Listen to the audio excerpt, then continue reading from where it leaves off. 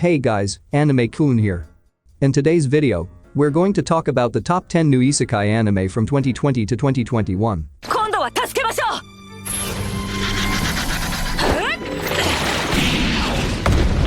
Now this year and the previous one made a lot of Isekai anime, and most of us still can't stop enjoying these shows. Our first video was also about overpowered MCs that got isekai'd, so you may want to check it out after this video. Before we begin, make sure to subscribe to our channel for more videos about anime. So, without further ado, let's begin.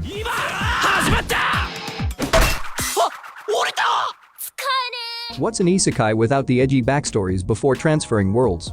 Okay, maybe not all of them have one, but I'm standing on 1 Million Lives definitely has those.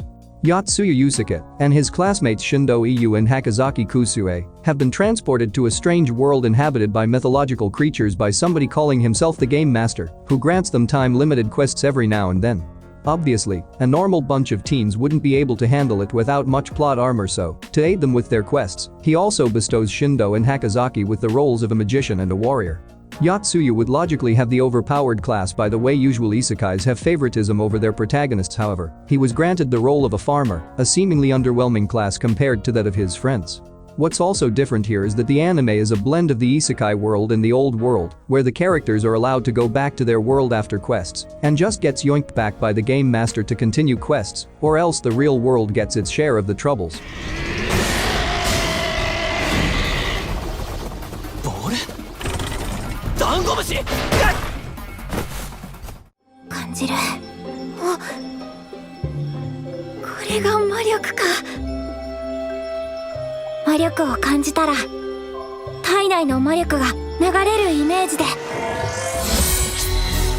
In modern-day Japan lives Takebayashi, a system engineer tired and stressed of the work routine. Work has become so stressful that there are days that going home has no longer become an option. One day, he awakens to the presence of three gods, the god creator, the goddess of love, and the god of life. He is undeterred when the three tell him that he died in his sleep, much to the surprise of the three. With him not questioning their words, they ask Takeba to live in their world, which needs a portion of the Earth's universe magic in order to maintain and achieve balance in their world. From then on, in his second life, Takebayashi has chosen a life deep in the forest, devoid of any human contact and rather more engaged in hobbies that include keeping various types of slimes as pets. His life of solitude changes when he encounters a group of wounded soldiers, prompting him to accompany them to visit the nearby town, pushing him to embark on a journey to explore the vast world beyond his new home.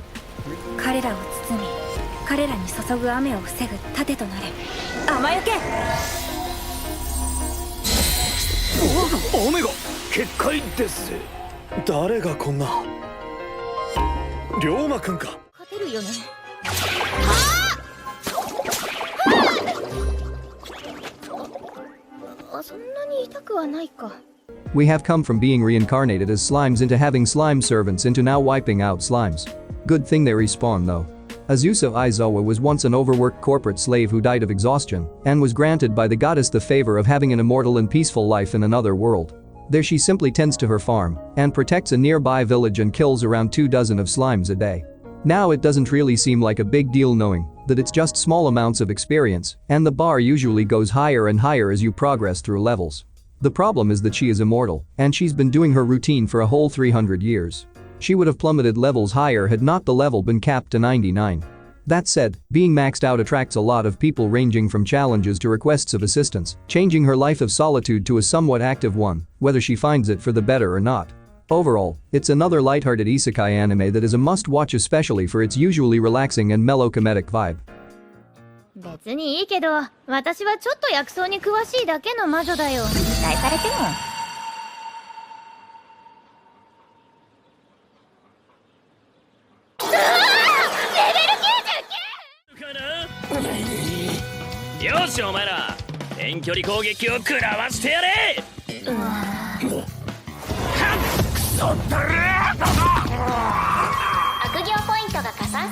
As a chief operative of the villainous Kisaragi Corporation, Sentu and Rokugo receives orders to. Who are we kidding? We all know that this is mostly flavor text to explain Rokugo's actions and why he is helping a country against a demon lord's army while still doing evil deeds yada yada yada. All you need to know in order to watch this show is that this anime is Konosuba, but mixed with bits of science in it. We have definitely not Megumin but science. We have bootleg Aqua who isn't really all aloof, but just seems like she just really doesn't have manners. We have many more into the harem mix, and then we also have Rokugo who is basically just Kazuma. Not convinced with the blueprint? You definitely have to watch the protagonist himself anticlimactically shout explosion coupled with almost exact gestures. That said, it's not to say that the show itself is bootleg since it has its own comedy into it. The Konosuba element is just a great accent considering the Easter egg jokes and how both light novels that the anime are based on were written by the same author.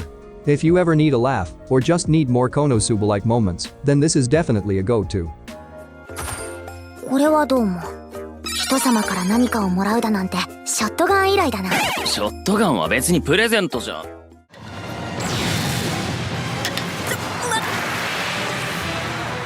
待ってって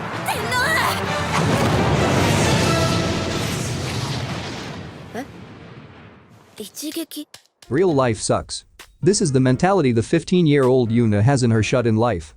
After playing the VR MMO World Fantasy Online for a year, she receives a bear costume from the game's administrators. Right then and then, she gets transported into another world, rendering her unable to log out and return to her original world. Amidst all this confusion, Yuna sets out to explore the new environment. She saves a cute young girl named Fina from a pack of monsters. How? It turns out that while very embarrassing to wear, the bear costume has cheap powers and can be used to literally beat anything and anyone. As her journey in the fantasy world begins, she sets out for the city of Cremonia. There she meets people she really likes, and her everyday life now presents her with new adventures together with them. Yuna has now found her destiny in becoming an adventurer and fighting against evil, making a reputation quickly due to her eccentric bear attire and extensive fighting prowess, and earning her a nickname of Bloody Bear. 銀貨1枚か。ゆなちゃんが現実世界で大好きなお金は両替してこっちの世界でも使えるようにしておいたよ。はっと。嫌な言い方をする。ここに来てからすごく綺麗になったよね。急に何言い出すの？もうからかわないで。 Aren't we all familiar with this scene? The office environment, then getting hit by trucks and… Oh wait. She actually got home, but got isekai'd in just a single step. The main character unfortunately did not want to get isekai'd, but can't go home, even if she wants to. She ended up being a researcher at an institute working on herbs and potions. Sei learned at the institute how to make potions by imbuing it with magic, and much to everyone's surprise, her potions are 1.5 times more effective than regular potions, while having a bottomless supply of magic. One day, the Third Order of Knights got hurt during their expedition. Sei realizes how grave the situation is and sees how hurt their commander is. Determined to save him, she lets him drink his potion so he can recover. He meets the knight commander he saved and notices how handsome this man is. Now this anime has a lot of those shoujo romance vibes, and I'm sure you guys will be thrilled with the events. Later on in the series, you'll realize what the source of the saint's magic power is actually, given the strong shoujo romance vibes of this anime. I'm sure you have an idea of what I'm talking about. 覚えているのはここまでで、その後どうやって帰ったのかあまり記憶にない。転生したみたいだね。ないわ、ない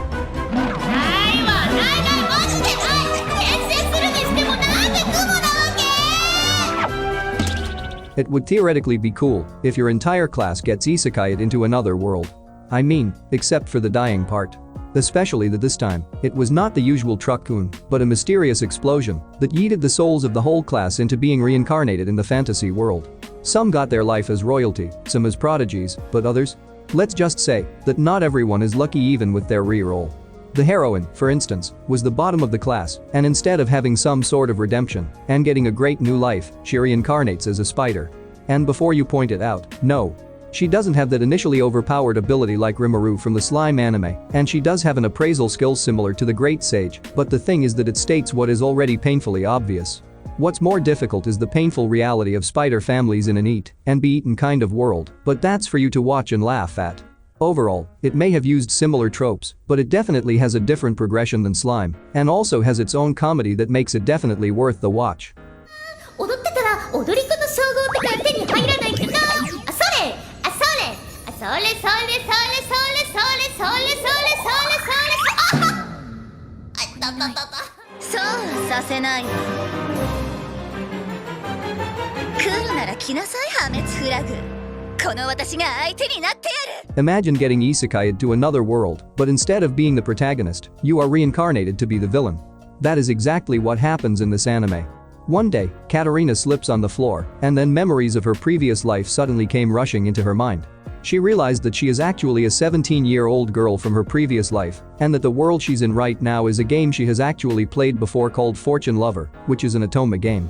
As she recalls how the game went, she finds out that all the endings that can happen to the villain in the game are all bad endings. The first doom flag had already been set when her engagement with Jordo was made official. Just as she was thinking of how to avoid her eventual doom, the second doom flag has just been activated, and Keith Clays gets adopted in their family. In the game she abused him, which in turn made him a shut-in. Katarina then decided to get warm and friendly, but then as she was asking Keith to show her his magic, Katarina gets hurt and Keith ends up locking himself in a room. Will Katarina inevitably meet her doom? Or will she be able to prevent that from happening?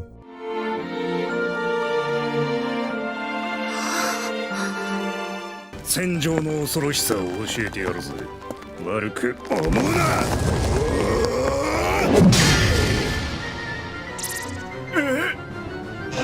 ごめんね、聞かないんだ。 Usually, investing all status points and funneling it into only one specific stat will have its obvious drawbacks. With pure health, you're really just a meat shield. Pure strength turns you to a glass cannon. Pure agility makes you just annoyingly fast.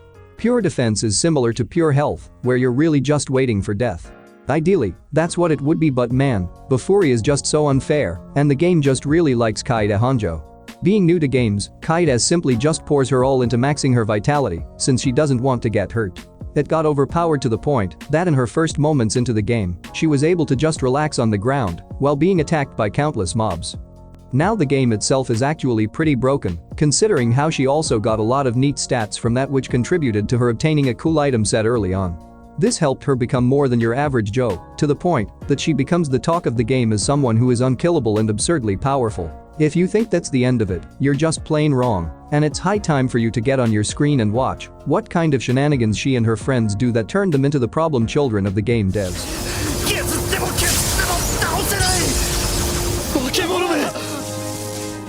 こっちの番だね。ヒドラ。血に秘めたる合力にてあらゆるものを押し流せ。スプラッシュフロー。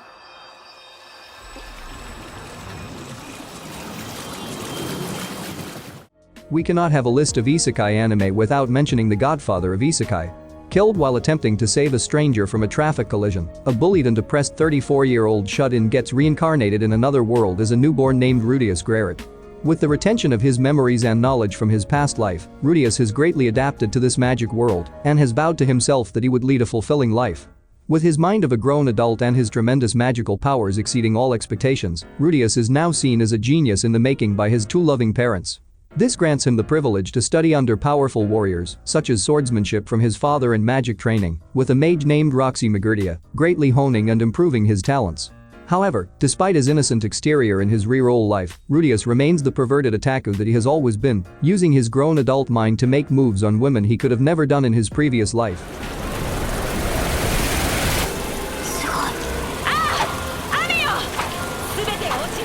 もっといろいろ話しておきたかった。